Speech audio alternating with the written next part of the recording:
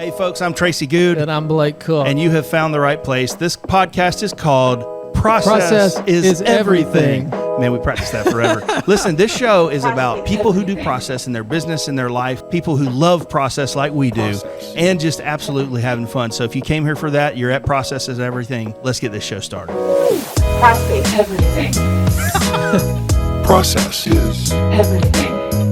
Everything. is process everything. Everything. Process is everything.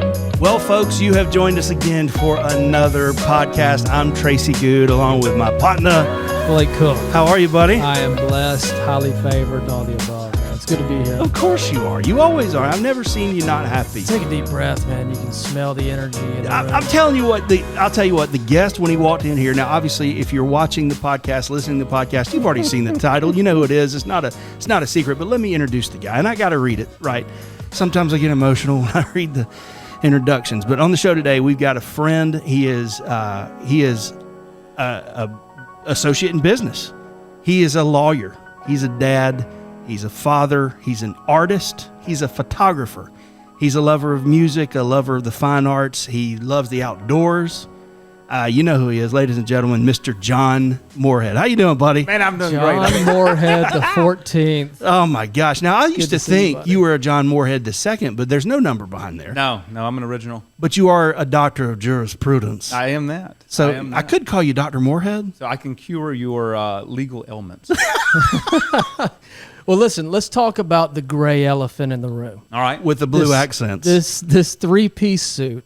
Yes. Lovely. When you say John Moorhead to me, the first thing I think about is God, Yes. family, and a three-piece suit. Hey. Why do we wear a three? I've never seen you not in a three-piece suit. What's up with it? I love it. Yeah. I love it. What's up with it? All right. So this all dates back to the year 1975. Go back, if you will. My 1975. my dad was interning at a large law firm in Atlanta, in between his second and third year of law school, and the senior partner there, who was the majority shareholder in Eastern Airlines. Senior partner. Anyway, he was meeting with my dad one day, and my dad, growing up in Melbourne, Florida, hot place. Terrible. But at the time in the 1970s, had some very bad taste in clothing. And so this partner is meeting with my dad. My dad's in there. This is like the first week he's working for this big firm. And the partner looks at my dad and he says, "Hey, Bill, you're wearing you're from a carnival state and you're dressed like you work at a carnival. So I need you to." Oh, man. Yes, he did. He was I'm wearing sure he was loved wearing a that. green plaid suit that he thought looked great. Of course he did. And he said, I 75. want you to come back tomorrow looking like an attorney. And so my dad went out and found a suit, and it was a three-piece suit. He came back looking like an attorney. Wow. And from that day forward, he's dressed as an attorney. And so I practiced law with my dad. It's one of the greatest mentors a man could ever have. And so I have emulated his dress. How about that? And I can tell you this. People look at this in several different ways. I can explain to you how we look at it. Thomas Carlyle once wrote a book, Sartor Resartus, which is the tailor retailored. And in there, he has a chapter that really kind of explains the heart of where we are, even though this isn't the impetus of why we dress the way we do, but it explains it. And he says, there's a quote in that book that says, a man should dress to live and not live to dress. In other words, a man who lives to dress is a dandy. And we don't consider ourselves dandy. No, not at all. So what we do is we dress in such a way to respect the people we come into contact with. So we're attorneys and we're charged with these big, huge responsibilities to take care of these serious problems that our clients have when they enter our threshold. And as such, in the way we groom ourselves and the way we dress ourselves, we want them to understand from the moment we woke up that morning, we had them in our mind, and that we were taking the actions, taking the disciplines, going through the processes, if you will, of preparing our minds, preparing our bodies to represent them to the best of our ability. In other words, it's like when an NBA player puts on his shoes and ties them, puts on his jersey and looks sharp, and then he enters the basketball court. He is dressed for success to go beat the other team. You don't have shoddy-looking guys going out there because they'll play shoddy. So we want to dress well so that we play well. And this That is is awesome. the form we've done it. And that has been Process is Everything. We'll see you later, folks. I see this movie montage of Johnny Cochran meets Pistol Pete Maravich, Yes, right? And I can see you absolutely. waking up every morning. Absolutely. Does your dad pick out your suit? We do it together, not Yeah. in the morning. It's a but when we order our coordinated suits, efforts. when we order our suits, we do bounce those off one another. I have to say, I am colorblind.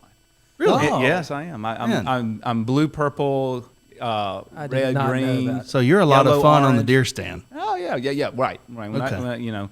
I can see the deers by their shapes, but not by their color. Well, Which this- is good the- because they're camouflaged, right? Have you ever really tried to spot a deer by its color? It's tough. to Right, do. it is tough. Tough. That's But- why it's called hunting. That's right. And you love to hunt. Yeah, I love to hunt. Yeah, I love being outside. Tell us about your family, Amanda. Yeah. So I guess my greatest title on earth is husband, and so my wife is Amanda, and we met at the University of Georgia our freshman year, spring quarter in music appreciation class. How In the about that? South Journalism Building and University of Georgia campus, and we started courting and dating that quarter, and then I have learned over many years of discussion and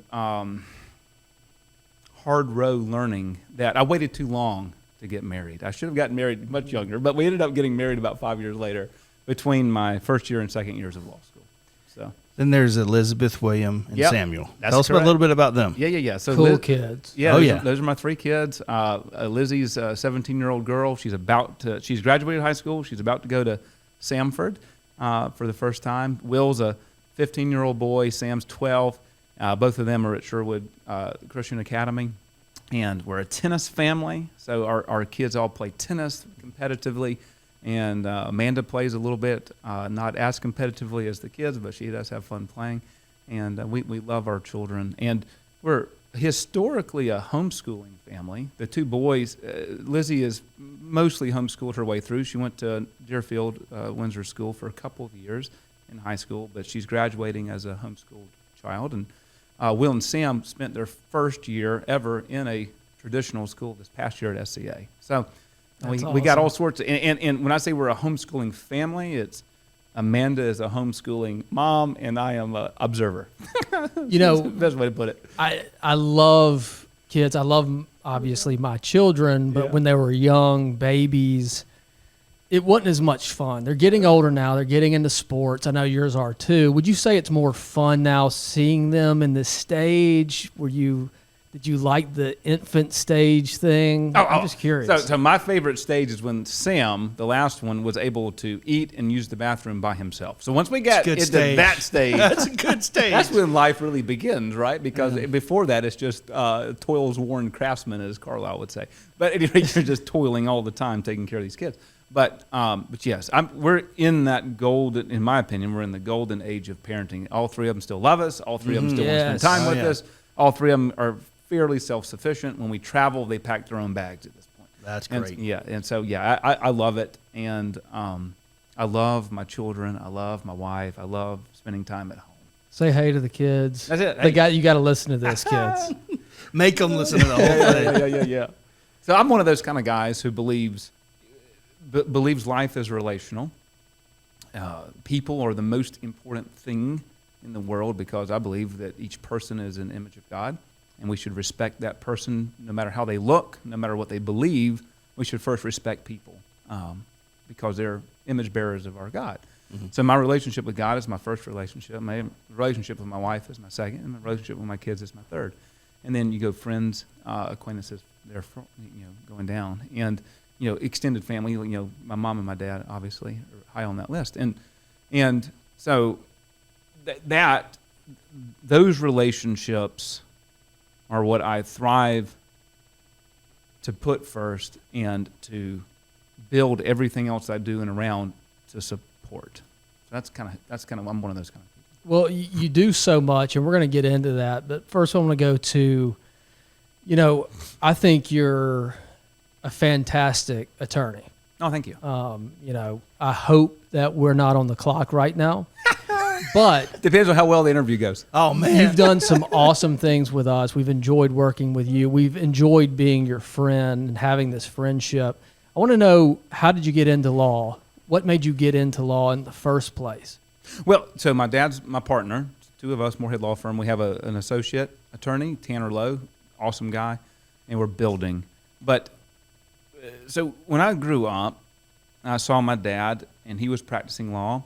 He also did some really cool things, like he was an investment banker in the 1980s, so I got to see him do business deals. Or not to see him. I mean, I was little, but I mean, I would hear, just what he kind of did is, and the bigger and more important factor is that I've always wanted to be with my dad. And he could have been a plumber, he could have been a shotgun maker, he could have been a baker. He happened to be an attorney. I just wanted to be with my dad. And growing up, we had the best relationship in the world. My mom also works at our office, so I love being with her. And so at a very, very early age, I made a decision, 10, 12 years old, somewhere in that range, that I wanted to do what it took to be able to work daily with my dad. And so that's kind of what drove me into the law. It wasn't necessarily some driving, I want justice in the world, or I want to do business transactions in the world. Not initially. Those things came, for sure. But initially speaking, it was to be with him. And that's what he did. Now, you're a businessman, too. You That's have all sorts of things going on. You're an investor. You're a Yep. silent partner. Tell us a little bit about that. And obviously, you got your day-to-day business that you and your dad are running, but you're That's right. involved with other businesses. Yeah, that's right. So I'm a full-time attorney. So being an attorney is what I do every day, all day long. But I'm also a part-time business owner, and I own a minority interest in a company called Sam Service, which is here in town. And my dad is also a minority owner in that interest in that company. And we have two partners, and the four of us developed that company back in 2010. And so we're in our 12th year of operations on that. And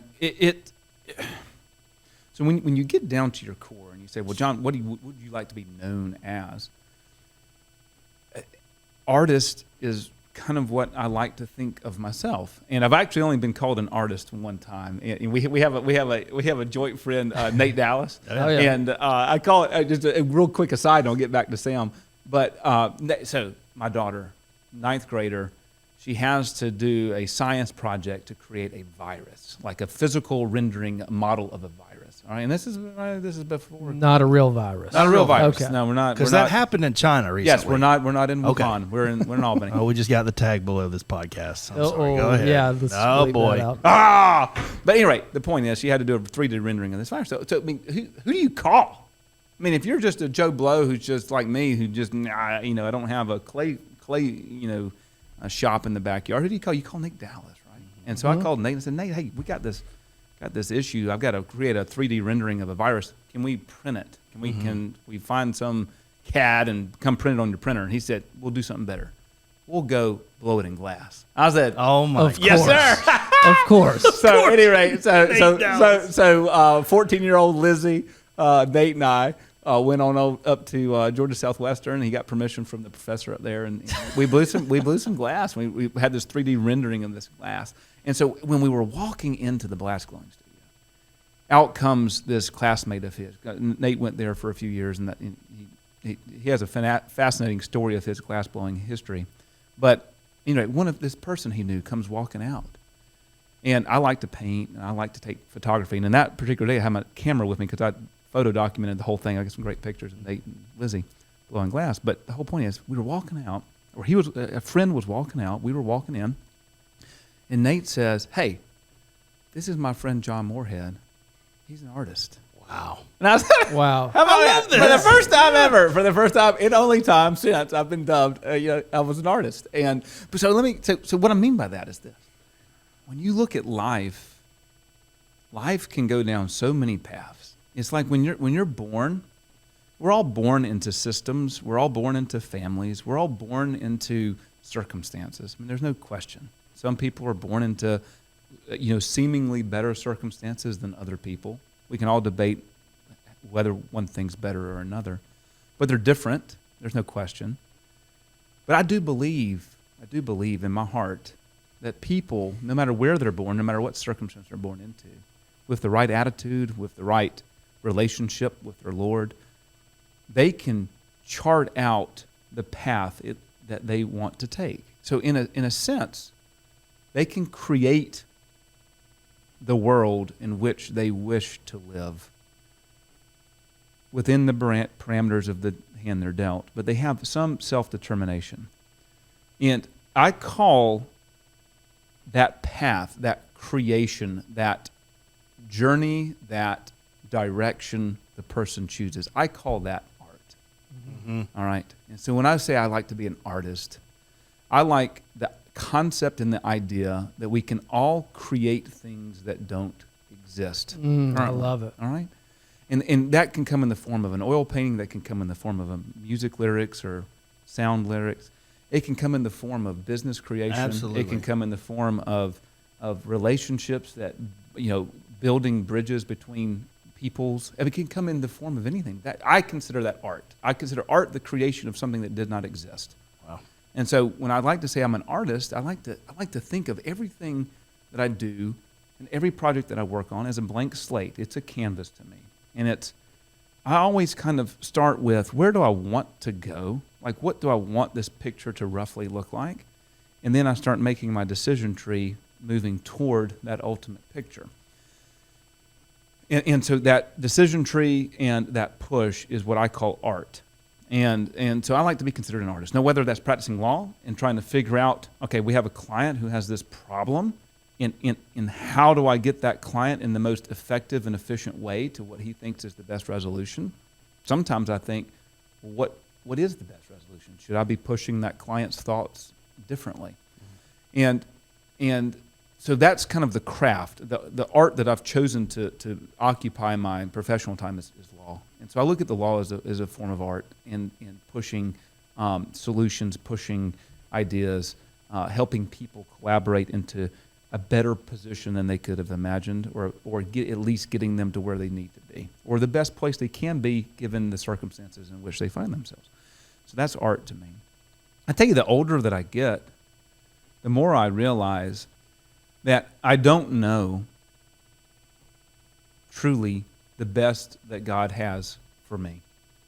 And when I sit here and I plan and I say, okay, this result is exactly what I want, or this result is the best, I'm finding myself more and more yielding to the Holy Spirit, because what I can't conceive of what God can conceive for me, and so therefore what I can do is I can grow my relationship with Him so that I can better understand His will in my life. And I believe that my ultimate destination, my ultimate goal, is to be in yield to His will. And that's a hard path. It's a hard path to chart. It's a hard path to follow. It's a hard path to live daily. And but that's kind of where I'm starting to look toward, is more inspiration from, okay, where is the Spirit really pushing me, as opposed to me being hard-headed and saying, no, that's where I need to be. And it's hard to get off the throne yourself and give it back to who it belongs to. That's exactly right. Right. That's such a cool perspective. And, me and Tracy are artists too. He's a great vocalist. You'll hear him one day on the podcast. Like a bird, I sing. But, and I'm a musician, but, you talked about business too. Yeah. And I love business and creating business systems. But I never really saw it that way, as like, this is art. I mean, just this week, really several times a week, we get together and start to create things that don't exist. Yeah. That's when I'm in my happy place, when I'm creating things inside of my business, but not by myself, right? Mm-hmm. I'm with other people. And so that's when art, I think, goes to the next level. And it's just like music, right? It's cool to sit on the end of your bed and pick out some stuff on the guitar. It's a completely different dynamic when you're sitting in a room with bass, drums, a saxophone, a keyboard, and it all like comes together. It just gives you chills. And it's weird. Like, business systems give me chills in that creation of it. I just never thought of it as art that way. I think it's going to give me a cool perspective on that. But again, that's what really gets me going, is creating something new. And not only for art's sake, but again, we said it a million times, but in service to others, right? So when you can create something that's beneficial, helpful, in service to others, it really takes it to another level. And you get in the pocket with your buddies or your co-creators and collaborators. That's just a beautiful thing. That's a great. Well, I mean, if you think about it in those perspective, so art like music and art like fine art, paintings and things of that nature, they are worthy in and of themselves because they are beauty. They are beautiful and they portray beauty. But if you won't think about the useful arts, you've got creation of business. What more could there be as far as a useful art? Because it not only gives the creators the ability to express their creativity, but it also does it in a way that others benefit. People get paid salaries. People's lives might become better because of the product that you make. I mean, it feeds into this overall economic system whereby all people are expanded by it, all participants in that system. That is awesome. Of course, yeah, and I come from a very Western civilization perspective and business culture in that I believe in free markets. We can talk about those as much as you want, or as little as you want. You capitalist. I love it. We love it. But at any rate, I believe people should have the right and the freedom to choose what's best for themselves. And the best way to vote that is by spending your pocketbook. And that is when you have a system in which people have the freedom to choose, then the good things and good ideas will generally rise to the surface, and the bad things and the bad ideas will generally be suppressed through the market. And it's when you have, in my opinion, government intervention into those markets that one's will as to what is good then trumps someone else's will as to what is good. And to me, that is bad. Yeah, I couldn't agree more. I think we've seen such division come from those places in the last few years. A lot of things that are good have come, but I think the overwhelming response to getting government to control certain areas of our life has been negative overall. And I think that people are ready for that free will in that marketplace to open back up. I hope so. What's going to happen in the next 5 years, John? Now, we won't go there. It's okay if you want to. So one thing that I've found freedom and art in is creating routines for myself. I feel like good routines, positive routines, can really free your brain to be creative. If everything is so scattered and you don't know what's going on and you don't create these goals for yourself, sometimes it creates confusion. So I love personally creating daily routines. I'm so weird in my personal routines, but I'm curious to know, do you have routines in your day-to-day life that you have seen be successful for you and help you really becoming who you are? There is routine John, and then there is non-routine John.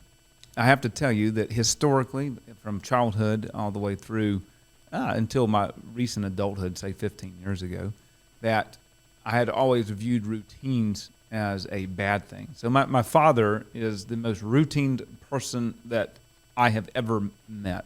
Like if you wanted to intercept him at any given point in a week, you could I can ambush him. tell you exactly where he will step, and he will be there at that time during that week. And I've always viewed that when I was younger, I viewed that as a restraint, a confinement, a prison cell, if you will. But the older I get, the more I realize that he's got it more figured out than I do, in the sense that routine does free your ability to think, and that frees your ability to do other things more than just being a spur of the moment or an unroutine or undisciplined person. And I was listening to an interview of, I think it was Jim Lohr, Lohr, who is a sports psychologist. And he has a theory that time is not the most precious commodity one possesses, which I've lived my whole life until about a year ago, until I realized from what he was saying. I've always viewed time as the most precious commodity. It's not. One's energy is the most precious commodity one possesses, and earthly commodity. And what he means by that is this: like, say you're a tennis player, and you go out on the court. All right, let's just say you practice for 2 hours. you can put in the hardest 2 hours that you could possibly muster of your energy, and you're going to expand way, way, way more than if you just go through the motions for 2 hours. So what's more precious in that 2 hour period? Is it the 2 hours that you put in, or is it the energy you expended? All right. So it's the energy you expend is what creates the value, creates whatever it is your objective is to create. Well, if you look at your energy as finite, then you start to mete out your energy in different ways. Now, coupled with that theory is another theory that I can't remember who I heard it from, but there's a theory that you can only make so many decisions in a given day. Your brain is wired to where it can make X number of decisions in a day. And then after that, your capacity to be able to focus on the decision-making process is so limited that you either make bad decisions or you put off the decisions. That's why a lot of really high-production people do all of their creativity and all of their decision-making at the very front part of the day. And the person who was putting forward that theory that I was listening to said that you should not ever have to decide what to eat in the morning, for example. Like for breakfast. Like breakfast should be the exact same every single morning, not for health reasons, but for mental capacity reasons. So when you drill it down... Or what you wear. Like you don't have to make a decision as to what to do that day because you are only able to make so many decisions that day, and you need to not waste one of those decisions on eating breakfast. So, to your point, I'm realizing more and more that if you have a routine sleep schedule, you'll feel better. Mm-hmm. If you have a routine morning scheduled morning routine, then you're going to be potentially more productive because you're saving your decision making for more important things at work. You're saving your energy that you're expending on more important things to do during the day to be productive. So yeah, I'm starting to see more and more having a routine is important. So on a perfect day, let's just say I would wake up in the 5s, I think 5:30 or so. And then the first thing I would do is go into the kitchen, try not to wake everybody up, which I'm very poor at doing because I wake everybody up, and get my laptop out, and then I'll pull up my gratitude journal that I started doing this year. And I will think through the previous day, and I'll write 1 or 2, but generally not more than that, good things that happened to me that yesterday that can get my mind going today on things that are blessings in my life. And then I highlight big ones because at the end of the year I want to review this and just go through the highlighted ones. The second thing I do is I get my calendar out. And I've started doing this year. I put in every single thing I did the day before. And if my son and I worked in the garage for 25 minutes doing something, I'll put in that block of 30 minutes, worked with Will in the garage doing X. If I go play pickleball with the kids, played pickleball with the kids. If Amanda and I went on a walk together, which we like to do when it's not 111 degrees outside. That's the truth. Yeah, I'll put on there, went on a walk with Amanda. And the reason I'm doing that, just to kind of give you a fast forward on the routine, is generally every New Year's Day I'm trying to think through my previous year, and I try to start charting. Historically, I've charted goals for our new year. And what somebody I heard suggest was, instead of setting goals for the new year, go through your calendar on New Year's Day from your past year and look at every meeting that you had. Mm-hmm. Write down the meetings that you remember that you hated. Mm-hmm. Write down the meetings you remembered that you loved. And there's not going to be that many in a given year. I mean, it's not like every one you have to rate. It's, that was a great meeting. Oh, that was a terrible meeting. And most meetings are going to be just meetings. It just happened. You needed them. And then you just do less of the ones you hate. That sounds easy. And then go ahead and on New Year's Day, schedule the ones you loved. So if you went on a trip, so like my family loves to travel, and we like to travel with people for a lot of times. If you went on a long weekend with a particular other family, go ahead and reach out to that other family on January 1 and say, hey, can y'all look at your calendar and let's go ahead and schedule something in October to do that again because we liked it that much. And then it's already on your calendar, and that's going to have a tendency to block out the things that you hated doing. So I do that every morning. I'll go back and write all these things. So if I see a pattern of spending time with one child more than the other, or if I see a pattern of really loving to do this with Amanda or whatever, I'll start pushing myself to do that activity more. or spend more time with people I'm not spending time with, that kind of thing. So I can adjust my time. Then I generally do my prayer journal for 15, 20 minutes, and then I'm on a Bible reading plan, so I'll read my Bible in the morning, and that kind of gets my daily routine going. And then when school is in session, school being my kids' school, I this past year I worked out every morning at 6:30 with my middle child Will. We'll probably incorporate Sam this coming year, but weightlifting with him in the morning 4 days a week was a lot of joy, and I got in a little bit better shape until I threw my back out. Now, was that weightlifting there at the house, or did you guys go to another planet? No, we just do it at the house. Okay. Just simple stuff: TRX, dumbbells, kettlebells, Burpees. I love that energy stuff that you're talking about, because I do think, and I agree with that energy is even more important than time. Yep. And one thing I've incorporated recently is, like, I get up, you may not be able to see this, but doing time blocking, right? So in the morning, I write down everything I'm doing that day, and then building up the mental energy. What do I want to look like when I show up? Am I happy? Am I sad? Do I have energy? Am I going to bless somebody else? Am I going to, be of assistance? Yeah, inspire someone else. And it really helps every single day, and it builds up. Looking back on the previous day to go, man, that was pretty awesome. Mm-hmm. But I love those ideas about building up energy. Mm-hmm. Well, another thing that we've done historically, we're kind of in a pause right now, and I'll get to that. But so we run our business, Sam Service, and Moorhead Law Firm. We run our businesses on an operating system called EOS, Entrepreneur Operating System. It's a trademarked, patented. It's a real deal. We're familiar. Yes, yes, and but they have a home version of that, and for about 3 years we ran our home on EOS. We called it FOS, Family Operating System. And I've got to tell you, if there's one or two nuggets you guys were talking about, hey, what could our listeners really take from this? And I can tell you this. We loved it because, I loved it. I think Amanda liked it. The kids, as young as they are, they were 7, 9, and 11 when we started it. So, they're not quite there yet. But so we've excised them from it.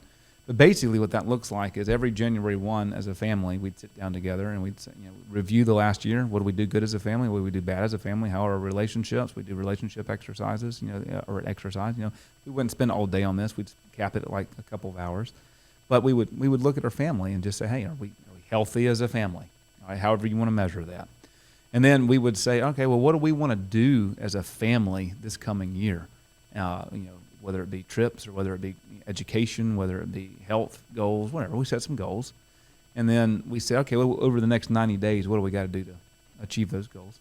And so we set quarterly rocks. And then Amanda and I, with the kids, we before all that, in the starting up process, setup process, we defined, okay, what are our bucket list of things that we want to do before we die or before we disband as a 5-member family, which is, coming up here pretty soon with Lizzie going to college. And so we have this bucket list, and we have our core values as a family. We have our passions as a family. We have all these kind of things defined as a family. And then what we do is, maybe that bucket list affects some of the things we want to try to do that year. Maybe we generally try to do one bucket list type thing a year, just within budget or whatever we have, parameters we have. But we try to do something to keep us going as a family, doing these adventures together and living life together. And that's how we kind of remember each other through these things. And then what we would do is we do what we call calendar sync. And everybody would get their little calendars out, and we would just go over the next 3 weeks of calendar. And if you do nothing else other than calendar sync, that's the only thing you do all week, it really cuts down on a lot of confusion and bitterness and missed expectations, because everybody can see, well, where's everybody going to be? And particularly, like if you're working, a normal regular hour job, it's kind of the after hours and the weekends, making sure everybody's calendars are synced up on that. Did you L10 this thing? Did you rate it? Did the kids rate the meeting? Yeah. Listen, they know all about the L10 part. We got some good grades, but just wait till Due Process Family comes out. Oh yeah, all right, there you go. Maybe too late for you though. No. You'll have an never too nest. late. I'm not empty nest. Due I'm not a Process lost empty cause. nest. That's right. I'll be a customer.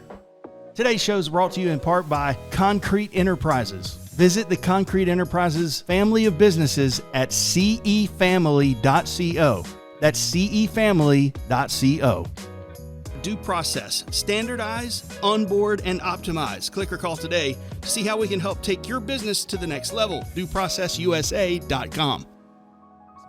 Well, to go back to an earlier point you had, the decisions that you have to make in a day obviously are limited. Mm-hmm. So planning out, having a process, having a skeleton, having your L10 meetings, just makes things so much easier. Oh, it does. But it's I think the family is the most overlooked organization when it comes to processes that exist. And then everybody's mad at everybody because the dishes aren't being put up. Well, right. Well, whose job is that to do the dishes? And you wouldn't accept that would be unacceptable at Sam Service or Moorhead Law Firm or the Levy Studios or Due Process. Right. So why not make it easy on your family? Clarity of responsibility and accountability, clarity of process, clarity of goals. Those are great things, not just good things, are great things because it makes people's life understandable and the direction we're trying to go understandable and ultimately attainable, right? I mean, why are people most frustrated? Most people are most frustrated because person one in the organization thinks that the real goal is A. Mm-hmm. Person two thinks in the organization thinks the real goal is B. Person three thinks it's C, et cetera, or A1, A2, like slight variations of what the goal is, right? But if everybody in the organization knows that the real goal and agrees and believes that the real goal is A, and A is well defined, then that solves a myriad of problems because everybody is at least looking in the right direction. Right? Paddling in the same direction. They're paddling in the same direction. Some people may be stronger than others who are weaker, but at least everybody's looking in the same direction, paddling in the same direction. And it's when you have this bifurcation or fracturing of goals that people become frustrated, people become angry, and then ultimately, unfortunately, so many people become bitter because I thought our life goal was this. And what more important entity is there in this world than a family, right? And if your family becomes bitter because mom and dad aren't on the same page or aren't pushing in the right direction or don't have the same goals in life, I mean that's terrible. I mean and let me just tell you, I am not the patron saint of togetherness. It's something that you always have to be working on. And I think if we had Amanda here sitting, she would be doing a lot of sighs right now. But at any rate. It's not to say that we don't try. It's to say that sometimes we don't succeed in that. And at least we're trying. Yeah, I think it starts with most families and businesses never really set those goals out in front of them in the first place, right? So there is no direction. Yeah.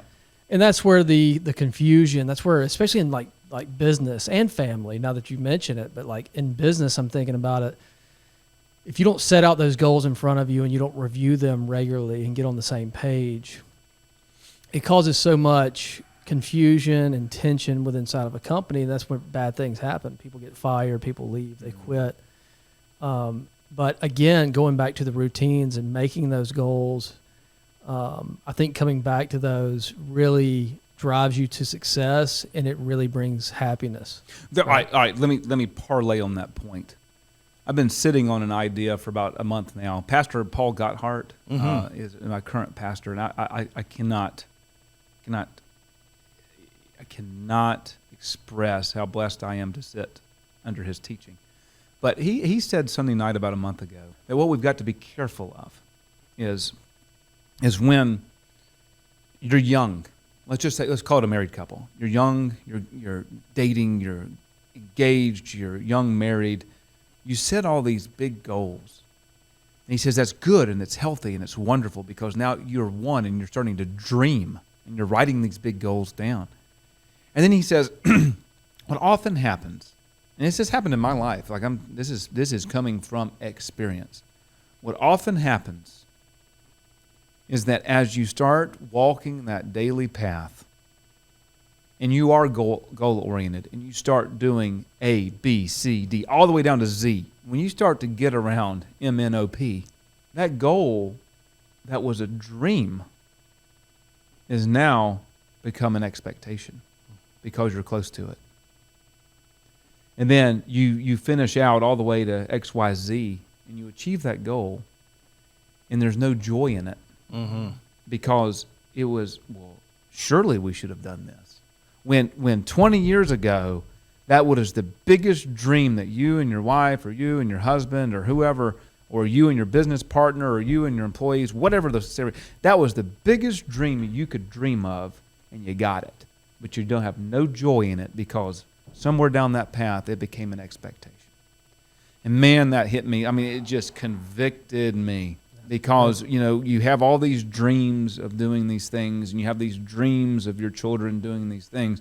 To your point, Blake, yeah, let's dream big, but let's remember as we get closer to it, it's a dream. Record the vision. It's a dream. Yeah. It's not an expectation. It's a dream.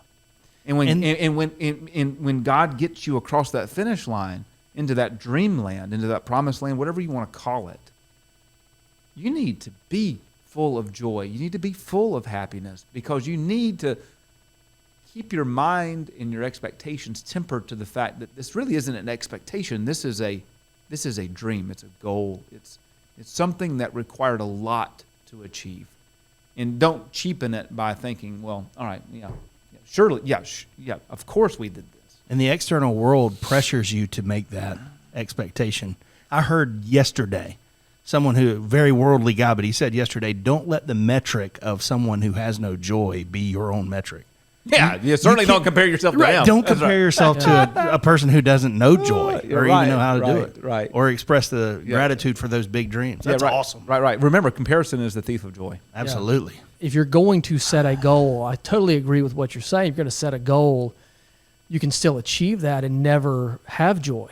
Yes. Right? All right. So that very issue was bugging me about 5 years ago. I was trying to reconcile when Paul says that, the Apostle Paul, when he says you can have joy in all circumstances, right? When he penned that, he was in a jail. He was in prison. Chained to a ball, literally a ball and chain, and probably couldn't see because he was blinding and very hard. So shipwrecked. So I kept thinking to myself, okay. There's a difference between joy and happiness. Joy is an inherent gift from God that is a product or a fruit of the Holy Spirit. Happiness is an emotion that is a product of external circumstances. All right, so that's the technical difference in definition as far as my mind is concerned. All right, so how do we have this joy that is a fruit of the Spirit? Love, joy, peace, patience, kindness, gentleness, faithfulness, and self-control. Galatians 5:22. How do we have that no matter our circumstance, like Paul truly did? I started thinking of his journey, like you were talking about, Blake. I started thinking about Paul's journey. He started in one place. He was shipwrecked. He was going. His ultimate journey was to take him to Rome. And then when I started visualizing that in my mind, the thing that Paul had was he knew with absolute moral certainty that God had ordained that physical journey, for him. All right, that was an ordained journey for Paul. I think that when you are living according to your ordained journey in life, that's when you can have joy in all circumstances. In other words, if you know that is the path that God has laid before you, then you can bear the suffering that's associated with that path with joy. It's when we don't fully believe that path is ordained to us, or it's when we vary off of that path through our sin nature, that when we get off of those variants from the path, that's when we lose our joy, because we know inherently, we know in our heart, we know through the Holy Spirit's prodding that we are in a place that we're not supposed to be. A lot of people don't know this about you, John, but I think you were early 30s-ish, had a stroke. Yes. Yeah, that's right. And let's go back there. I mean, that's not something you probably talk about all the time, but I would love to hear, where were you at that time in life with your relationship with God and all of these philosophies? Yeah, all right. Things that are on your brain. Let me back it up. I'll back it up to when I was 16. On April 16th of 1996, I was sliding into second base playing baseball for Deerfield Windsor and broke my right leg in half at the knee. So I tore my ACL, MCL, PCL, LCL, meniscus, and bicep tendon, and then my perineal nerve popped. Wow. And so it was a total blowout. Everything was torn in half. And was saved before that. And it was like I was telling you, I had joy through my injury. Long story short on that, I'm not going to get into that much, but, I had a 5-hour surgery, initial surgery to do the total reconstruction. I remember my first recollection of waking up after the surgery. Dr. Terry came in and he said, hey, more than likely you're never going to walk right again. And I remember that. And it didn't bother me, Blake, because I was still at a point in my life where the journey was fun. It was an adventure. Every day was an adventure. Every day I woke up, I said, what's new today? What are we going to get to do today? And I just saw that as something new to do. It was to rehab my leg, to show Dr. Terry that I can walk again. And I had joy through all of that. I never had problems, mental problems, emotional problems, did not exist. I was 16 years old, had no real responsibilities that I would later learn in life. And I could conquer literally anything, including a broken leg. Well, fast forward, I'm 31. I was training for a 5K, and I say loosely training, I mean I was running. But so one Saturday night, I ran for 30, 45 minutes. It was kind of hot for October. Got up the next morning before church and biked for an hour and a half on a stationary bike. And I can remember that I couldn't hold my water bottle; it would just fall out of my hand. And I thought that was really weird. So I went to church, went to work that week. I was in the habit of playing racquetball with a friend at 5:30 in the morning at the YMCA, and I was still playing really well, but I couldn't keep score that day for some reason. I just kind of felt a little fuzzy. And so later in the week, I started to feel really bad. So we went and we had some scans done, and lo and behold, I'd had a stroke. And so a local doctor here in town who's a friend ordered the scans. And when I was in Phoebe, when I come out of the hospital room and back up to his office, which is in the same building, lo and behold, there's my mom, there's my dad, who weren't there when I started, there was my wife, and there was my three best friends. And I was like, wow, this is like quite the reunion right here in the doctor's office. And I was thinking, what is going on? So then the doctor said, well, John, you've had a stroke, a pretty big one, pretty massive stroke. And you shouldn't have woken up this morning. I had a stroke, but I didn't lose any. I have no physical deficits, and I have no mental deficits, which is praise the Lord. But what it did, and it was a good 2-year recovery process to where I started feeling good again. I mean, like I felt bad, but real bad. But I worked every day. I missed like 3 days of work because of my stroke, and wow.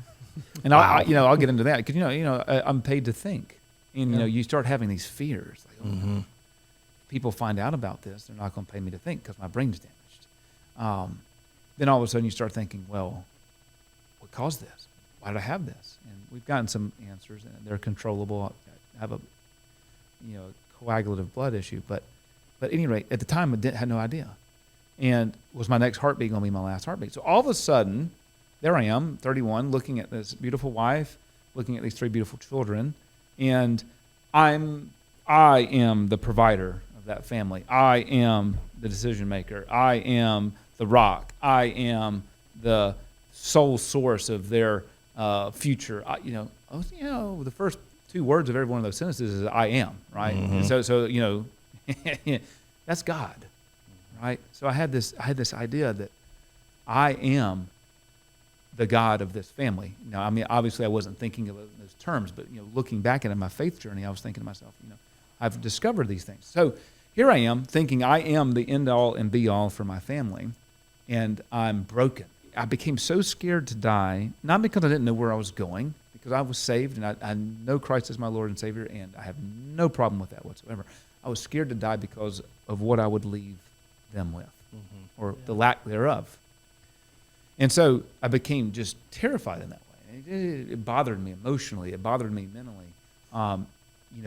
To think that my next heartbeat could be my last, not so much cared about me, but caring about those 4 people that I was about to leave behind. And so I grew to where it was on my mind constantly. It was always in the shadows.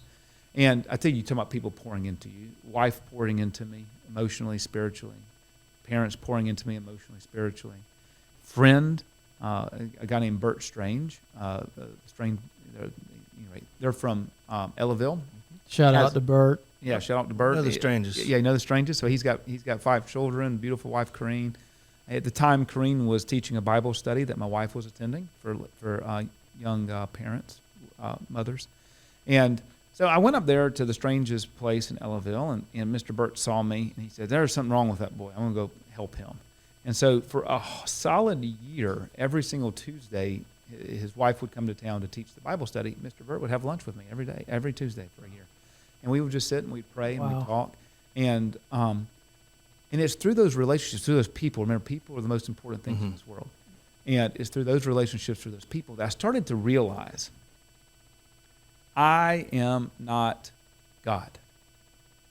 I mean, I realized that before, but I mean, I am acting as an idol to my family, like a self-imposed idol. God is in control. John is not in control. And it is not John who is providing for my family. It is not John who is teaching my children. It's not John who is there for my wife, but it is God through John that is doing those actions, right? I mean, it's not me who goes out and produces a wage. It's not me who does all those things. It's God giving me the energy and the opportunity to do those things and to glorify Him through it. And so when I started shifting my mindset from everything is about me and every issue has to be resolved or solved by me to I'm just a conduit for God to work His will in my family's life through me, then I said, you know what? If I'm gone, my family's going to be fine because I'm not going to limit God. I mean, God's not limited to me as His sole conduit to pour into them. He pours into them straight, individually. They have relationships with Him. He pours into them through other people. He is going, His blessing, His will in their lives is not going to be changed if I'm gone. Then, poof, the weights were gone. The weights were gone when I came to that realization. And I was no longer scared to die, but more importantly, I was no longer scared to live. I started living again. And that's about 2 years post-stroke, so about 9 years ago. It's a freedom that is beyond measure and it's beyond explanation. And it's one of those moments in life where I literally felt those shackles come off of my shoulders and I was free again. And the problem that we all face as people is staying in that mindset and staying in that emotional and spiritual place to where you're always free, because the world doesn't want you to be free. And it's constantly putting those shackles and that weight back on you. It's like barnacles on the bottom of a ship that you constantly got to be chipping away. And if you have a partner in life, those are your spouse, and then those people you let into your life, those are the people who you need to give permission to chip away on those barnacles. And sometimes it hurts. I've got a ton of show notes. Yeah. But this is the first time I have more notes from the interviewee. That's right.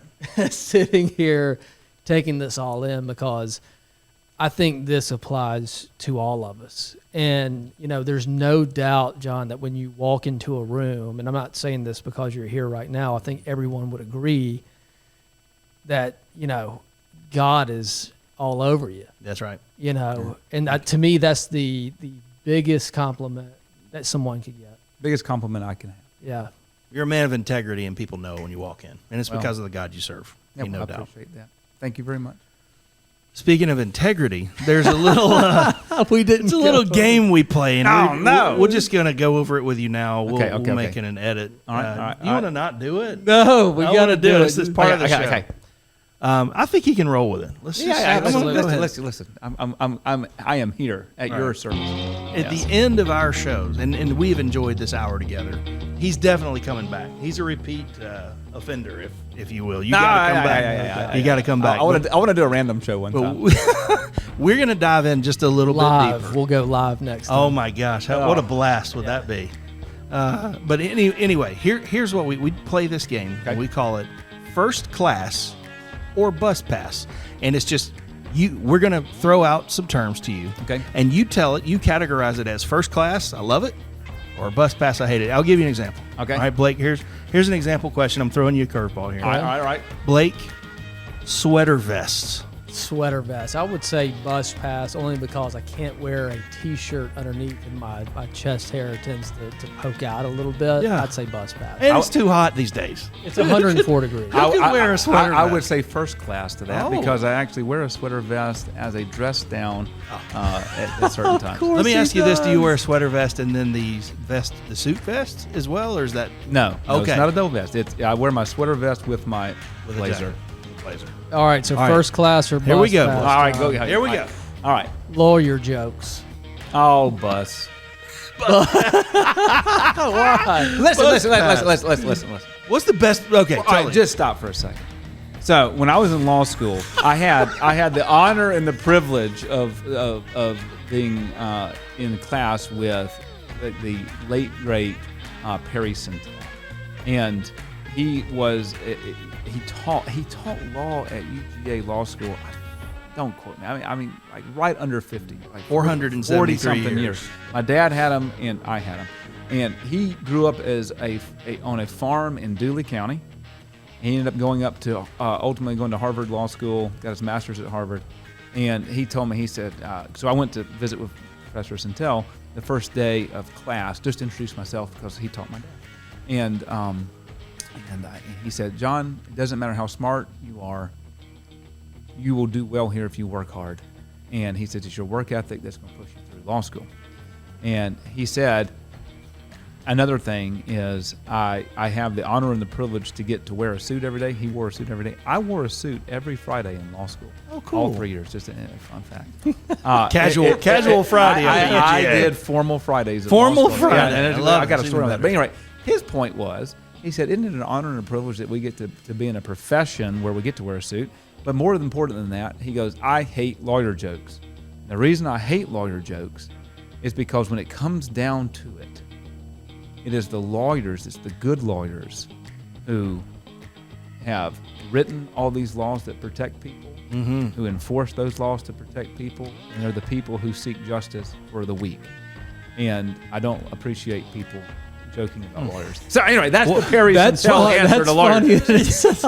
So what do you call a group of people at the bottom of the ocean who tell lawyer jokes? I'm kidding. A good start. All right, next one.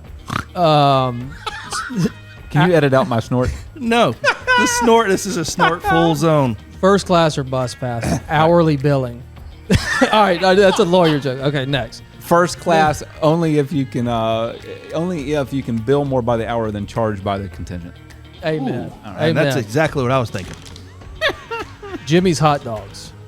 I don't want my neighbor owns Jimmy's hot dog, so I'll have to go first class. First class, definitely. Yep. How they helping with that stroke? Anyway, next question. Dove limits. Ooh, that's good. All right, so Dove limits is, I would say first class on Dove limits. I would say bus pass on baiting.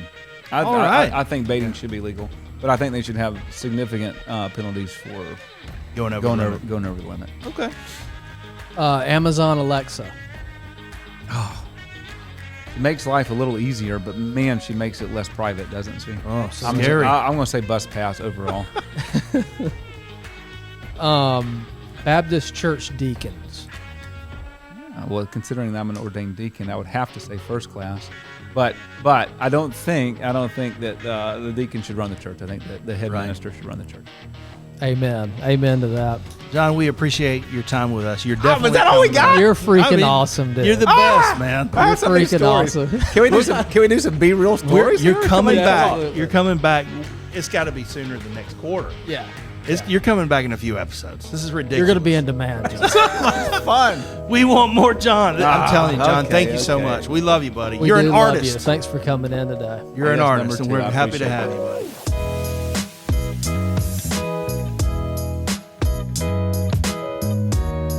Today's show is brought to you in part by Concrete Enterprises. Visit the Concrete Enterprises family of businesses at cefamily.co.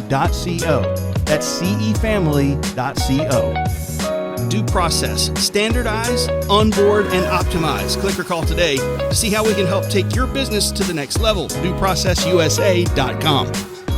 Process is Everything is a production of the Levy Studios. It's the right thing to do. Visit thelevystudios.com for more information.